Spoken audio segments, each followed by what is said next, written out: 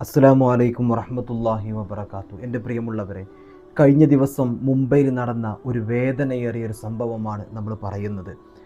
ഒരു അബ്ദുള്ള എന്ന് പറയുന്ന ഒരു ചെറുപ്പക്കാരൻ, നസ്രിൻ എന്ന് പറയുന്ന തൻ്റെ ഭാര്യ, അതുപോലെ തന്നെ ആയിഷ, സൈനബ് എന്ന പേരുള്ള 2 പിഞ്ചുമക്കൾ, ഈ 4 കുടുംബം, ഈ 4 പേർ മരണപ്പെട്ട ഒരു വാർത്തയാണ് കഴിഞ്ഞ ദിവസം മുംബൈയിൽ നിന്ന് പുറത്തു വന്നത്. തൻ്റെ കുടുംബത്തിലുള്ള ഒരാൾ തന്നെ കുടുംബത്തിലേക്ക് സൽക്കാരത്തിന് വേണ്ടി ക്ഷണിച്ചു. അവിടെ നല്ല ബിരിയാണി ഉണ്ടായിരുന്നു, എല്ലാം കഴിച്ചു. തൻ്റെ വീട്ടിലേക്ക് വന്നു. ചെറിയ കുട്ടി പറയാണ്, എനിക്ക് വല്ലാത്തൊരു വിശപ്പ് പോലെയൊക്കെ തോന്നുന്നുണ്ട്, എനിക്ക് എന്തെങ്കിലും, കിടന്നുറങ്ങുകയാണ്, അതിനിടയിൽ എണീറ്റിട്ട് പറയാണത്രേ, അങ്ങനെ എനിക്ക് എന്തെങ്കിലും വേണം. അങ്ങനെ തണ്ണിമത്തനുണ്ട് ഫ്രിഡ്ജിൽ, അതെടുത്തു, അവർ കഴിച്ചു. കുട്ടി ആദ്യം കഴിച്ചു, ഭർത്താവ് കഴിക്കുന്നുണ്ട്, എല്ലാവരും കഴിച്ച് കിടന്നു. പിന്നെ ചെറിയ മകൾ എണീക്കുന്നുണ്ട്, വല്ലാത്ത ക്ഷീണത്തിലാണ്, വല്ലാത്ത പ്രയാസത്തിലാണ്. നോക്കുന്ന സമയത്ത് എല്ലാവർക്കും വല്ലാത്ത ക്ഷീണം, വല്ലാത്ത അപകട സാധ്യത കൂടിയിരിക്കുകയാണ്. ശരീരം എല്ലാവരുടെയും നിശ്ചലമായി പോകുന്ന അവസ്ഥയിലേക്ക് മാറിയിരിക്കുകയാണ്. എൻ്റെ പ്രിയമുള്ളവരുടെ കഴിച്ച 2 വസ്തുക്കൾ, അവിടുന്ന് കുറച്ച് ബിരിയാണി നേരത്തെ കഴിച്ചിട്ടുണ്ട്, പിന്നെ അവിടുന്ന് കഴിച്ചിട്ടുള്ളത് ഈ തണ്ണിമത്തനാണ്. എന്താണ് മരണത്തിൻ്റെ കാരണമെന്ന് പറയാൻ ഇന്ന് സമയം ആയിട്ടില്ല. ഇന്ന് സോഷ്യൽ മീഡിയയിലൊക്കെ ഏറ്റവും കൂടുതൽ വേദനയോടെ ചർച്ച ചെയ്യപ്പെടുന്ന ഒരു വിഷയമായി ഇത് മാറിയിരിക്കുകയാണ്. നമ്മുടെ ഭക്ഷണ പദാർത്ഥങ്ങളൊക്കെ ഇങ്ങനെ വിഷമേറിയതായി മാറുന്നുണ്ടോ എന്ന് വരെ നമ്മൾ ചിന്തിച്ചു പോവുകയാണ്. അതിലൊരാൾ മാത്രമാണ് മരിച്ചതെങ്കിൽ നമുക്ക് പറയാം, അത് അസ്വാഭാവികമായിട്ടുള്ളൊരു സ്വാഭാവിക മരണമാണെന്ന് നമുക്ക് പറയാം. പക്ഷേ ആ കഴിച്ച 4 പേരും അവിടെ നിന്ന് മരണപ്പെടുകയാണെങ്കിൽ, ഇപ്പോൾ ബിരിയാണി കഴിച്ചു, അവിടെ സൽക്കാരത്തിന് പോയിട്ട് അവിടുന്ന് എന്തെങ്കിലും ആണെന്നുണ്ടെങ്കിൽ അതിൽ വേറെയും ആളുകൾ പങ്കെടുത്തിട്ടുണ്ട്, അവർക്കൊന്നും യാതൊരു പ്രശ്നമല്ല. പിന്നീട് ഇവർ കഴിച്ചിട്ടുള്ളത് ഈ ഒരു തണ്ണിമത്തൻ മാത്രമാണ്. ജീവനെടുത്തത് ആ തണ്ണിമത്തനാണോ എന്ന് സംശയിച്ചു പോവുകയാണ്. സത്യം പറഞ്ഞാൽ ചിലപ്പോൾ ഇന്നൊക്കെ തണ്ണിമത്തനും അതുപോലെ തന്നെ പഴവർഗ്ഗങ്ങളൊക്കെ നമ്മുടെ മുമ്പിലേക്ക് വരുമ്പോൾ എന്തൊക്കെയോ വിഷപദാർത്ഥങ്ങൾ അതിനകത്തേക്ക് ആഡ് ചെയ്തിട്ടാണ്, ചേർത്തിട്ടാണ് നമ്മുടെ മുമ്പിലേക്ക് വരുന്നത്. അതിൻ്റെ സ്മെല്ലിന്, അതിൻ്റെ മധുരത്തിന്, അതിൻ്റെ നിറത്തിന്, ഇങ്ങനെയൊക്കെ പല രീതിയിലുള്ള പഴങ്ങൾ ഇന്ന് നമുക്ക് മുമ്പിലേക്ക് എത്തപ്പെടുകയാണ്.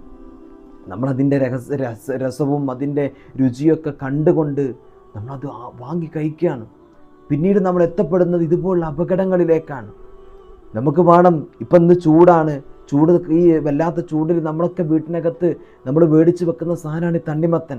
അതുപോലെ തന്നെ മറ്റു വെള്ളങ്ങൾ നിറഞ്ഞിട്ടുള്ള പഴങ്ങൾ, ജലാംശം കൂടുതലുള്ള പഴങ്ങളൊക്കെ നമ്മുടെ വീട്ടിനകത്ത് നമ്മളൊക്കെ ഇത് മേടിച്ച് വെക്കുന്നുണ്ട്. നമുക്കൊക്കെ പേടിയാണ്, ഇതൊക്കെ എന്ത് വിഷങ്ങൾ കുത്തിവെച്ചിട്ടാണ് നമ്മുടെ മുമ്പിലേക്ക് വരുന്നത് എന്ന് പറയാൻ കഴിയുന്നില്ല. ഇങ്ങനെയൊക്കെ അപകടങ്ങൾ ഉണ്ടാകുമ്പോൾ ഇതിൻ്റെ ആളുകൾ ശ്രദ്ധിക്കേണ്ടത്, ഇതൊക്കെ ഒരു ബിസിനസ് ആക്കിയിട്ട് മാത്രം മാറ്റരുത്. നമുക്ക് പറയാനുള്ളത്, ഈ പഴങ്ങളും അതുപോലെ തന്നെ പച്ചക്കറികളൊക്കെ നമ്മൾ ഉണ്ടാക്കുമ്പോൾ രാസപദാർത്ഥങ്ങളുടെ അളവുകൾ കുറച്ചിട്ട് ജനങ്ങൾക്ക് ഉപകാരപ്രദമാകുന്ന രീതിയിൽ വേണം നമ്മൾ കൃഷി ഉണ്ടാക്കാനും, പഴവർഗ്ഗങ്ങളും മറ്റുമൊക്കെ കൃഷി ഉണ്ടാക്കാനൊക്കെ, നമ്മൾ വിൽക്കാനും നമ്മൾ കൊടുക്കാനൊക്കെ. ചില ആളുകളുടെയൊക്കെ തോട്ടത്തിൽ നിൽക്കുന്ന വാഴക്കുലകൾ കണ്ടാൽ, അല്ലെങ്കിൽ മറ്റു മാങ്ങത്തോട്ടത്തിൽ മാങ്ങകളൊക്കെ കണ്ടാൽ അതിങ്ങനെ വല്ലാതെ വിളഞ്ഞു നിൽക്കുന്നുണ്ടാകും. നമുക്ക് കണ്ടാൽ അത് വല്ലാത്ത ആർത്തി തോന്നും കാണുമ്പോൾ. അതൊക്കെ ചിലപ്പോൾ കയറ്റിപ്പോകുള്ളൂ, അവർ പോലും അത് ഭക്ഷിക്കില്ല. അപ്പോൾ കാരണം എന്താണ്? അതിൻ്റെ താഴത്തിടുന്ന വളം അത്രത്തോളം രാസവളമാണ്, അത്രത്തോളം വിഷകരമായിട്ടുള്ള വളമാണ് അതിൻ്റെ താഴത്തിടുന്നത്. അതുകൊണ്ടാണ് അത് അത്രയ്ക്ക് തിളച്ച് വളർന്നു വരുന്നത്. ഇന്നത്തെ സാഹചര്യങ്ങൾ, സ്വന്തം കാശിന് വേണ്ടിയിട്ട്, പണമുണ്ടാക്കാൻ വേണ്ടിയിട്ട്, അത് മറ്റുള്ളവരെ എങ്ങനെ ആക്രമിച്ചിട്ടായാലും വേണ്ടില്ല, മറ്റുള്ളവരെ കൊന്നിട്ടായാലും വേണ്ടില്ല, ആ രൂപത്തിലേക്ക് ഇന്ന് മാറിക്കൊണ്ടിരിക്കുകയാണ്. അതുകൊണ്ട് നമ്മൾ പരമാവധി നമ്മുടെ പച്ചക്കറികൾ, പഴങ്ങളൊക്കെ നമ്മുടെ വീട്ടിൽ തന്നെ ഉണ്ടാക്കാൻ വേണ്ടി ശ്രമിക്കുക. ഇപ്പോൾ നമുക്കറിയാം, ഇപ്പോൾ ഒരു തണ്ണിമത്തനൊക്കെ പല ആളുകളും പറയുന്നുണ്ട്, അതിൻ്റെ ചില രാസപ്രവർത്തനങ്ങളുടെ ഭാഗമായിട്ട് അതിൽ തണ്ണിമത്തന് വന്ന മാറ്റങ്ങളാണ് അങ്ങനെ ഉണ്ടാക്കിയത്, ആ മരണത്തിലേക്ക് അവർ നയിച്ചത് എന്നൊക്കെ കുറേ ഡോക്ടർമാരും മറ്റൊക്കെ പറയുന്നത് കേൾക്കുന്നുണ്ട്. പക്ഷേ ഇപ്പോൾ നമ്മുടെയൊക്കെ വീടിനകത്ത് നമ്മൾ നോമ്പിനൊരു തണ്ണിമത്തം വാങ്ങിയാൽ ആ തണ്ണിമത്തം അന്നവിടെ മുറിച്ച് വെക്കും, അല്ലെ, അതിൻ്റെ പകുതി എടുക്കുള്ളൂ. പിറ്റേ ദിവസമായിരിക്കും ചിലപ്പോൾ അതിൻ്റെ ഒരു കഷ്ണം നമ്മൾ കഴിക്കുന്നത്. എന്നിട്ടും നമുക്കൊന്നും ആർക്കും ഒരു പ്രശ്നങ്ങൾ ഉണ്ടായി എന്നുള്ളത് നമ്മൾ ആരും എവിടെയും കേട്ടിട്ടില്ല. നമുക്കൊന്നും മാത്രമല്ല, എവിടെയും കേട്ടിട്ടില്ല. പിന്നെ അതുപോലെ തന്നെ ഇപ്പോൾ കടക്കാരെ കണ്ടിട്ടില്ലേ, ചിലപ്പോൾ അതിൻ്റെ പകുതി മുറിച്ചിട്ടുണ്ടാകും, അല്ലെങ്കിൽ ഒരു ഭാഗം മുറിച്ച് വെച്ചിട്ടുണ്ടാകും. എന്നിട്ട് അതൊരു പേപ്പർ കൊണ്ട് ഈച്ചയും മറ്റൊക്കെ വരാതിരിക്കാനും വേണ്ടി പ്രത്യേകം അതിനെ കവർ ചെയ്തിട്ടുണ്ടാകും. പിന്നെ ആരെങ്കിലുമൊക്കെ വരുന്ന സമയത്തായിരിക്കും ചിലപ്പോൾ എടുത്തു കൊടുക്കുന്നത്. ഇങ്ങനെയൊക്കെ പല കടകളിലും മറ്റൊക്കെ നമ്മൾ കാണുന്നുണ്ട്. പക്ഷെ അവിടെ ഒന്നും ഇല്ലാത്തൊരു പ്രശ്നം എങ്ങനെയാണ് ഇവരുടെ ഈ ഒരു മരണത്തിലേക്ക് ഈ ഒരു രാസമാറ്റങ്ങളൊക്കെ പ്രവർത്തന മാറ്റങ്ങളൊക്കെ ഈ തണ്ണിമത്തന് വരുന്നത് എന്നാണ് എൻ്റെ പ്രിയമുള്ളവരെ അവിടുന്ന് അറിയാൻ കഴിയാത്തത്. ഇപ്പോൾ സോഷ്യൽ മീഡിയയിൽ ഏറ്റവും കൂടുതൽ ചർച്ച ഇതാണ്, എന്തുകൊണ്ടാണ് അവർക്ക് ആ ഒരു മരണം സംഭവിച്ചത്, എങ്ങനെയാണ് അവർക്കത് സംഭവിച്ചത്, ഒരു തണ്ണിമത്തനം കൊണ്ട് ഇങ്ങനെ വരുമോ, ഒരു ബിരിയാണി കഴിച്ചത് കൊണ്ട് ഇങ്ങനെ ഒരു പ്രശ്നം വരുമോ എന്ന് സോഷ്യൽ മീഡിയ മൊത്തം ചോദിച്ചു കൊണ്ടിരിക്കുകയാണെന്ന്.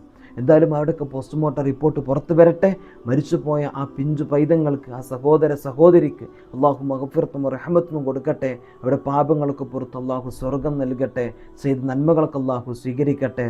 അൽഹംദുലില്ലാ, അള്ളാഹു സുബ്ഹാനഹു വ തആല ഏറ്റവും ഇഷ്ടപ്പെട്ട അടിമകളിൽ അള്ളാഹു തആല പരലോകത്ത് അവരെ സ്വീകരിക്കട്ടെ. ആമീൻ. അസ്സലാമു അലൈക്കും വറഹ്മത്തുള്ളാഹി വബറകാതുഹു.